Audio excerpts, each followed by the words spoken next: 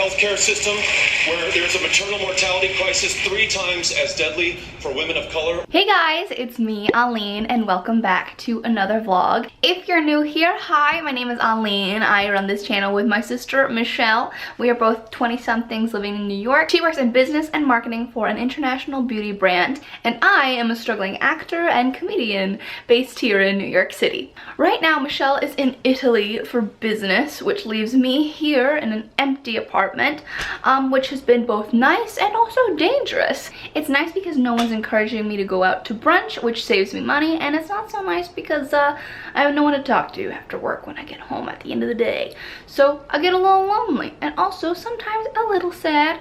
And so what I'm gonna do is I'm gonna go grocery shopping before she gets here, because we are officially just like out of food. Just out of food, and especially out of produce, and that's no way to live life. There, it's like 11 a.m. I'm terrified about what the scene at Trader Joe's is gonna look like at 11 a.m.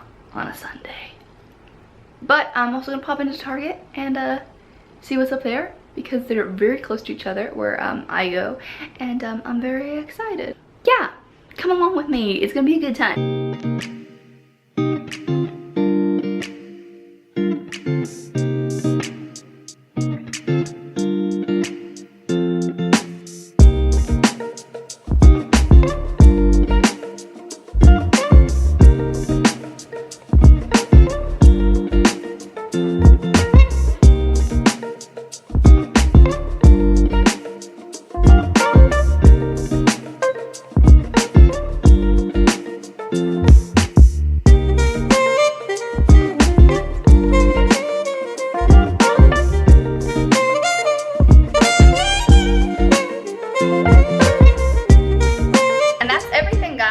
I think I'm gonna go ahead and get into my Target moment.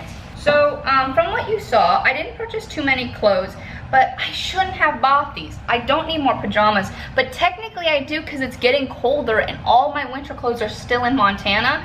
So I got some snuggly winter pajamas if I ever need them. They only had a size left in XL, and these, though, I got them anyway. It turns out they're super comfy and slouchy, so I was like, perfect. We love an elephant skin moment. They're the green ones. So I got the green top and the green bottoms. They match. I am a whore for matching sets of pajamas. Then I got some winter socks because I had none. They come in like 6 different colors and styles, but I like that they're all gray and black, which makes them like stand out but also not stand out at the same time. And then I got a pair of jeans. I never buy jeans from Target. I tend to think that they look cheap and tacky, if I'm gonna be very blunt about it. But I found these guys, which you guys saw in the little try on, and I thought that they were really cute, and they're really slouchy and really comfortable. And honestly, it's hard to find like a vintagey pair of jeans that fits loose and then kind of fitted up here that's comfortable and flattering. It's really difficult, especially for bodies that have a little bit more curvature, who have an ass, who have a thigh, you know, there's no gap inside here. I like these a lot. Will they outshine my vintage Levi's or my Topshop mom jeans? Probably not, but for a day where I just want to be comfy but still look cute, I think that they're great. So I'm really excited about them. And then the last things that I got were some makeup wipes, some Neutrogena anti-shine powder. I'm out of mine, and so I needed another one.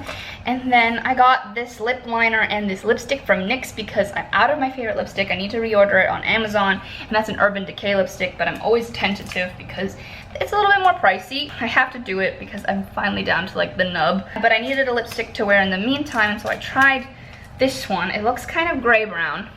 I'm not sure about how it'll look, but let's give it a go. Oh, it's much darker than I thought it was gonna be. I don't know. It's really cute for fall, but a little darker than I thought. I was kind of hoping it'd be a little bit more neutral. It feels like I have like nothing on. That's a real positive, and it smells great, so that's good. And maybe if I mix it with one of my like no lipstick lipsticks, then maybe it'll look good. Let's try.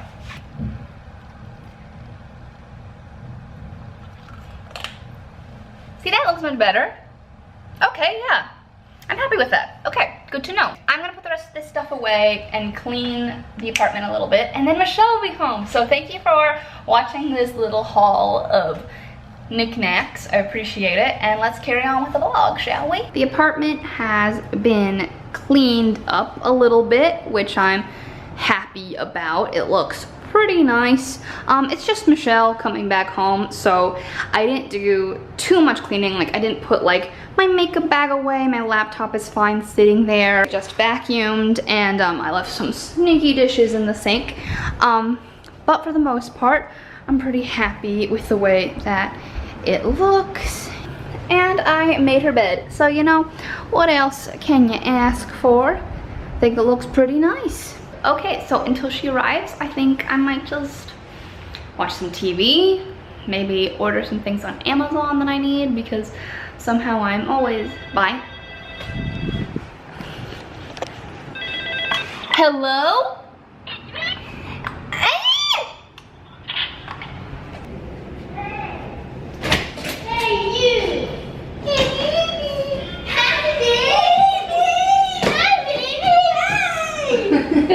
Wow, it's huge! You're here! And so am I! That was really hard for me. It was hard for you. Did you have a good time? Yeah, but I was really bored sometimes. Yeah? I didn't have you to talk to. I even said it in my blog. I was like, Honestly, this is fun, but I wish Aline was here. It's really lonely and kind of boring. God. It's like, you eat this mind-blowing food, and then there's literally no one to turn to and be like, Pad Thai for sisters. What are we doing right now? watching Call Me By Your Name and eating Thai food. Are we gonna split one of these and keep one in the fridge, or are we just? No, I think that we should work on our individual ones because I'm about to eat. I haven't had a proper meal Are all you day. putting this in a bowl, or are you just eating it? I mean, yeah, the tin, like, well, You used to put it in bowls all the time. I know. I also my new pajamas. My new pajamas. Love that. Spring roll.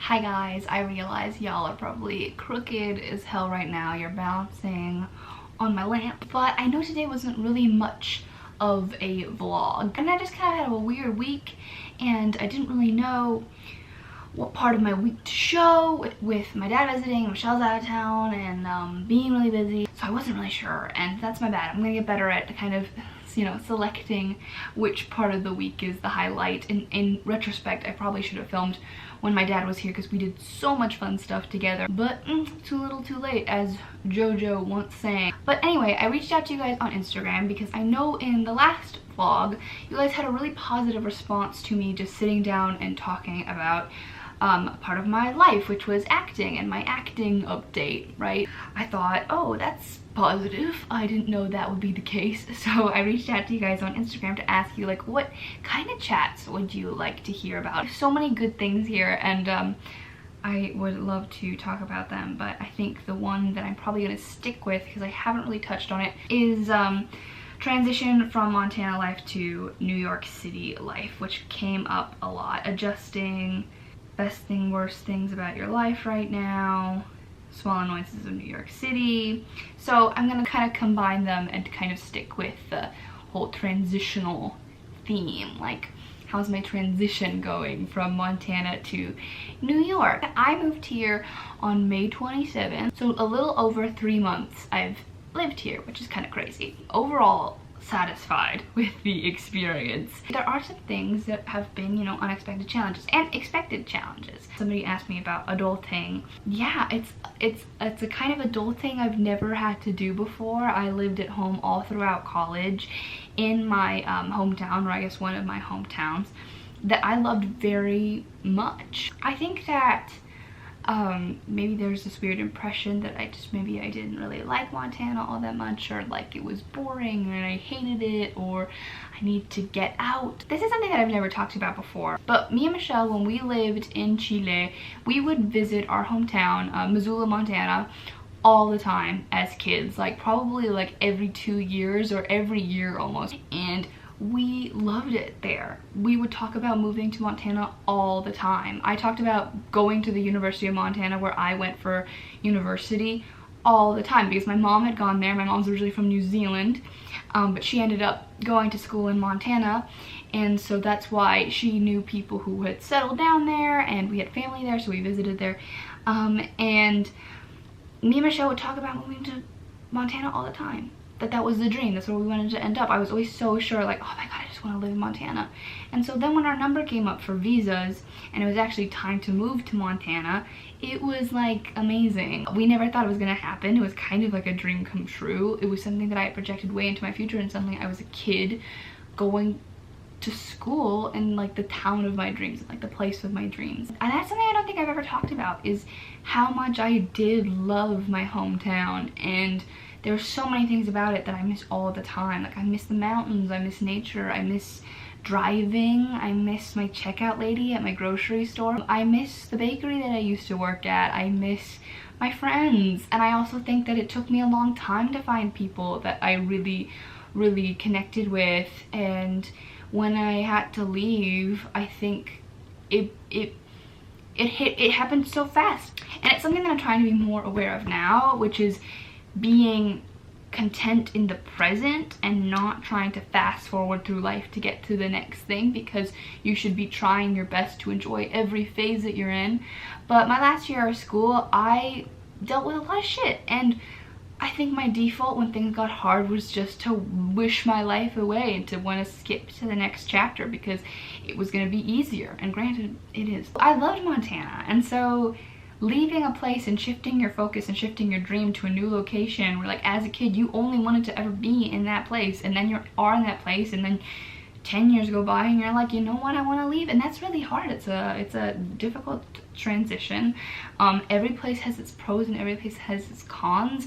New York is incredibly different, probably as different as you can get from the place that I spent the last 10 years of my life, all of my like developmental years essentially. And yeah, so like there's some heartache there, and now I'm here and it's starting over, and that's really intimidating. Having to make friends as an adult is like suddenly something that I'm like, oh right, how do I do that in a non-school setting, especially in New York where it's really hard to see anybody. So what this summer has looked like has been essentially like me coming back to myself and getting to put these building blocks in place for a new life. And it's scary and it's overwhelming and it's not always magical. Like, that sounds magical, right? Like, I get to put the building blocks of my new life together. Things can be great and difficult at the same time. They can coexist. Like, nothing is perfect for anybody all the time. And we're all watching each other's lives and we're getting all jealous, and it's just like, don't worry, honey, I also have a plethora of problems. For instance, finding a survival job was really hard because I am a creative person and ultimately I don't want to be doing this other thing that I'm doing. I want to be a performer. And I need to try to figure out how I'm gonna make that happen. Nobody gives you just like a solid guidebook on how to do this. Especially like, I went to a small town university where a lot of the professors never worked in New York or never worked in a market like this and would not teach you those tools and how to successfully navigate this industry.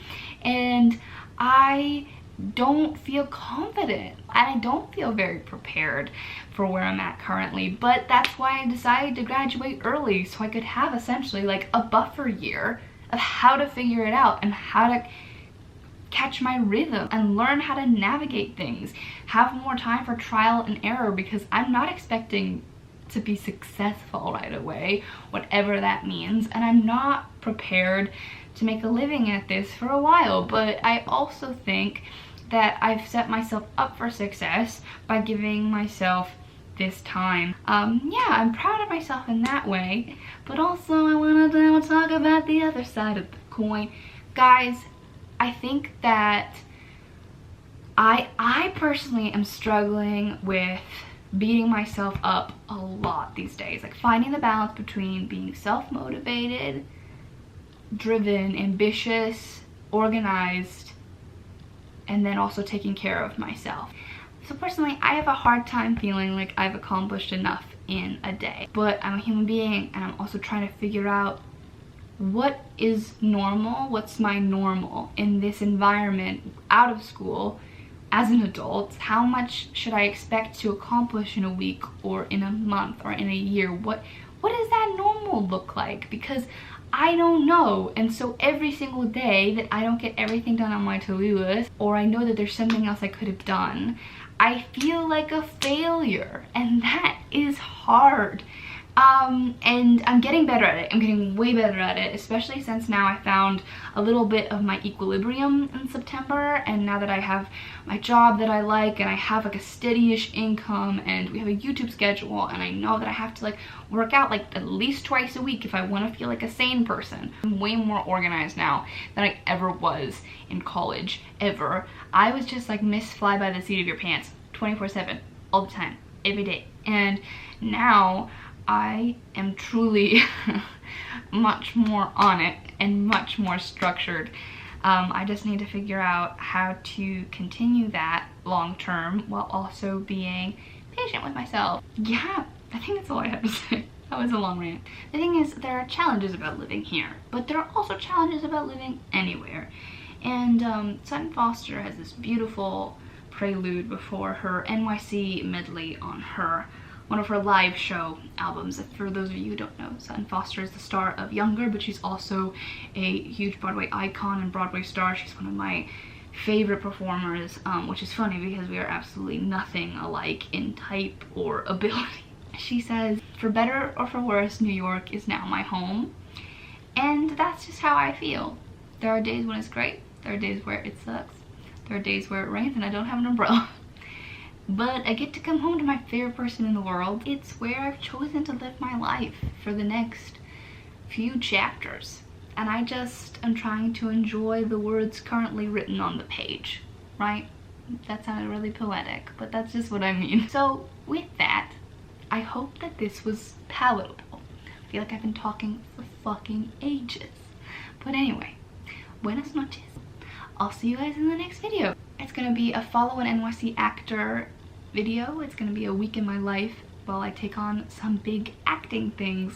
So keep an eye out for that next Wednesday or wee hours of the morn on Thursday.